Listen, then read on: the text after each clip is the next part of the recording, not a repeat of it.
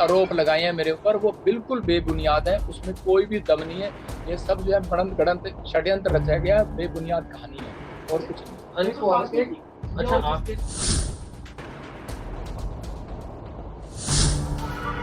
उस तो बाद सिर्फ मेरा गड्डियां लेके अब इन्होंने एक औरत को इस्तेमाल किया जो कि एक छोटी जाति की थी, और उस छोटी जाति को इस्तेमाल करके उस औरत को बोला गया कि तू इन पे अब एलिगेशन लगा कि मैं प्रेयर करने गई थी, प्रार्थना करवाने गई थी इस पास्टर के पास, और इसने मेरे साथ रेप किया है, और मेरे को क्या किया गया है, जाति सूचक शब्द बोले गए। आपको पता है जब इस केस की सुनवाई हो रही थी उस वक्त मैं उस दिन कोर्ट में ही था। ये पहले पास्टर बना, मैं बाद में बना, ये मेरे से चिढ़ने लग गया, जलने लग गया। प्रॉब्लम इसको ये है, और इसने क्या करना शुरू कर दिया, इसने मेरे बारे में उल्ट सुल्ट हर बार मीडिया पे अपना एक चैनल बना के, कोई चैनल रजिस्टर्ड भी नहीं है इनका। तो जो दुश्मन और मसीह विरोधी ये उन पे ये केसेस लगवा रहे थे, सुनो मेरी बात बहुत गौर से सुनना। तो जब उन्हें ये पता चल गया कि अब इसको पाँचों के पाँचों केसेस में ज़मानत मिल जाएगी, तो पता है आपको जब उनको ये पता चला कि पाँचों के पाँचों केसेस में इन्हें ज़मानत मिल गई है, तो अब उन्होंने सोचा कि अब हम क्या करेंगे, तो फिर बाहर आ जाएगा। और कहीं ना कहीं इंसान में डर भी रहता है कि हमने इसे झूठे केसेस में फंसाया। तो अब इन्होंने एक औरत को इस्तेमाल किया जो कि एक छोटी जाति की थी, मैनुअल करके हैं पास्टर वो, और ऐसे करके इनकी आपस में मिसअंडरस्टैंडिंग हो गई। विजेंद्र सिंह का कहना यह है क्योंकि मेरी मिनिस्ट्री काफ़ी बड़ी हो गई और मैं काफ़ी बड़ा पास्टर बन गया, तो इससे जो ये है पास्टर इमैनुअल, इनको काफ़ी जलन हो गई इस चीज़ से, और तब से ये मेरे लिए कुछ ना कुछ बोलते रहते हैं, गलत या उल्टा सीधा। चंदन इनके साथ है इस चीज़ में, ठीक है, जो लड़का है इसका यूट्यूब चैनल भी है, और तब से कुछ ना कुछ ये वीडियोस बनाता है, ठीक है ना। और ये लोग की इस तरह कहा सुनी चल रही है। अब लेकिन ये जो मुद्दा पूरा घूम कर आ रहा है, वो जो लड़की ने 22 साल की लड़की ने एलिगेशंस लगाए किसके ऊपर, बजिंदर सिंह के ऊपर, वो चीज़ कितनी वैलिड और कितनी इनवैलिड है, मैं आज इस पे बात करना चाहता हूँ और इसके ऊपर अपना व्यू रखना चाहता हूँ। देखिए कि सबसे पहला डाउट मुझे इस केस पे क्यों हो रहा है कि ये झूठा हो सकता है और इस लड़की को इस्तेमाल किया जा रहा है, वो ये है कि इस लड़की ने अचानक से 3 साल के बाद इस कंप्लेन को करा, इससे पहले नहीं करा। कब करा, जब बजिंदर सिंह की तरफ से किसके ऊपर, पास्टर इमैनुअल और ये जो लड़का चंदन है,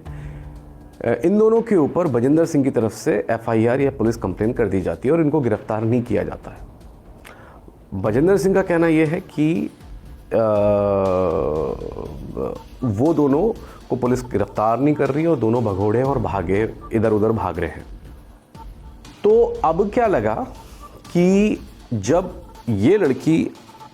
जिस तरीके से पता चला, पास्टर बजिंदर ने बात बोली कि अब ये जाती है इन लोगों के चर्च में जो पास्टर इमैनुअल हैं,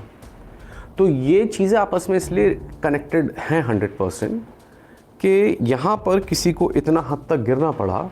क्योंकि उसके ऊपर कंप्लेन हो गई और ये लोग आपस में कंप्लेन कर रहे हैं, पॉइंट आउट कर रहे हैं किसी को। बजिंदर सिंह ने जैसे आरोप लगाया कि ये लोग ठगी और पैसे की हेरा फेरी करते थे, इस वजह से इन्हें धमकी देकर और कुछ पुलिस में इन्हें निकाल दिया गया था मिनिस्ट्री से, जो लड़की जो आरोप लगा रही है उसकी माँ को, ठीक है। और अब जब ये बहुत ज़्यादा मुद्दा गर्म चल रहा है, तब ये लड़की अचानक से कहाँ आती है,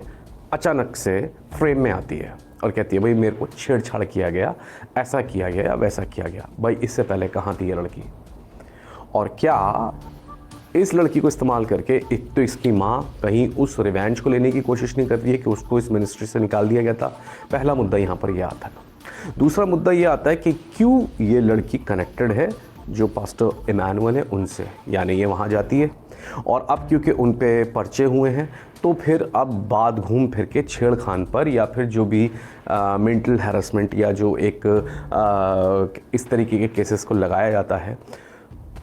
तो इस लड़की को इस तरह इस्तेमाल करके इन केसेस को जो है बजिंदर सिंह के ऊपर लगाया गया है।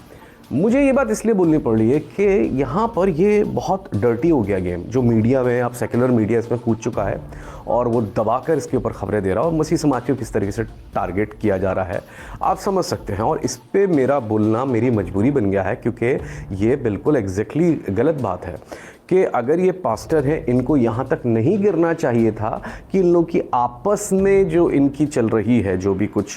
नाइतफाकी या दुश्मनी या जो भी है, उस चीज़ में इनको यहाँ तक नहीं आना चाहिए था कि किसी लड़की को इस्तेमाल करते हुए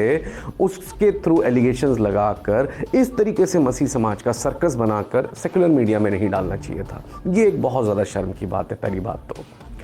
तो दूसरी बात यही वाली बात है जो मुझे लगता है, देखिए फॉल्स एलिगेशंस मैंने ऐसे बहुत ज़्यादा देखे हैं, क्योंकि यहाँ पर बहुत सारी स्त्रियाँ, यहाँ बहुत सारी औरतों को मैंने इसका बिल्कुल गलत फ़ायदा उठाते हुए और गलत तरीके से इस कानून को इस्तेमाल करते हुए किसी पे भी रेप केस या फिर फॉल्स किसी भी छेड़खान का आरोप लगाते हुए देखा है। मैंने खुद जो देखा है, अपनी मैं सुनी सुनाई नहीं, जो मैंने देखी चीज़ें वो मैं बता रहा हूँ आपको। मैं पहला केस आपको बताता हूँ पास्टर दुर्गा का, जो कि हैं पास्टर दुर्गा प्रसाद यादव, जौनपुर के हैं। आपको पता है कि उनके ऊपर 2023 में प्रोसिक्यूशन हुआ, उनके चर्च को पूरा बुलडोज कर दिया गया, आज तक वो गिरा हुआ है। आपको पता है उनके ऊपर 5 केस लगा और पाँचों की पाँचों में उन्हें बेल मिल गई। तो जो दुश्मन और मसीह विरोधी ये उन पर ये केसेस लगवा रहे थे, सुनो मेरी बात, बहुत गौर से सुनना। तो जब उन्हें ये पता चल गया कि अब इसको पाँचों के पाँचों केसेस में ज़मानत मिल जाएगी, तो पता है आपको जब उनको ये पता चला कि पाँचों के पाँचों केसेस में इन्हें ज़मानत मिल गई है, तो अब उन्होंने सोचा कि अब हम क्या करें, ये तो फिर बाहर आ जाएगा। और कहीं ना कहीं इंसान में डर भी रहता है कि हमने इसे झूठे केसेस में फंसाया। तो अब इन्होंने एक औरत को इस्तेमाल किया जो कि एक छोटी जाति की थी, और उस छोटी जाति को इस्तेमाल करके उस औरत को बोला गया कि तू इन पे अब एलिगेशन लगा कि मैं प्रेयर करने गई थी, प्रार्थना करवाने गई थी इस पास्टर के पास, और इसने मेरे साथ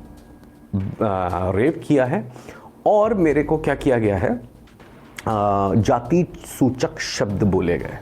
आपको पता है जब इस केस की सुनवाई हो रही थी, उस वक्त मैं उस दिन कोर्ट में ही था जब ये औरत आई हुई थी, और इस केस की सुनवाई बहुत ज़्यादा सेंसिटिव होती है, क्योंकि ये SC ST कोर्ट जो होता है वहाँ पर इसकी क्योंकि जाति सूचक शब्द जुड़ गया, ये सब जब केसेस में लगा दिया गया। और मैंने ज़िंदगी में पहली बार जज को शाम को 5:30 बजे तक इस केस की सुनवाई करते हुए देखा, क्योंकि मामला बहुत गंभीर था। खैर देखिए, झूठ की उम्र नहीं होती और झूठ हमेशा नंगा होता है, आप समझ रहे हैं इस बात को। और कई मामलों में आपको पता है फीमेल खुद सेड्यूस करती है, उसके बाद वो इस तरीके के एलिगेशंस लगा देती हैं। आपको पता है कि हुआ क्या कि उस औरत ने जो भी बयान दिए, और जब उसके साथ उस चीज़ का वेरिफिकेशन किया गया और सारी जांच पड़ताल की गई, तो उसके बयान, स्टेटमेंट्स आपस में खुद कॉन्ट्रडिक्ट कर रहे थे। और जब हाई कोर्ट पे वो जब फाइल गई, तो जो पास्टर थे उनको क्या मिल गई, ज़मानत मिल गई 11 महीने जेल में रहने के बाद, आफ्टर 11 मंथ्स। तो ज़मानत तो मिल गई, लेकिन इससे आप सीखते क्या हैं कि यानी कि ऐसे ही किसी को भी इस्तेमाल किया, ऐसे यहाँ पर एक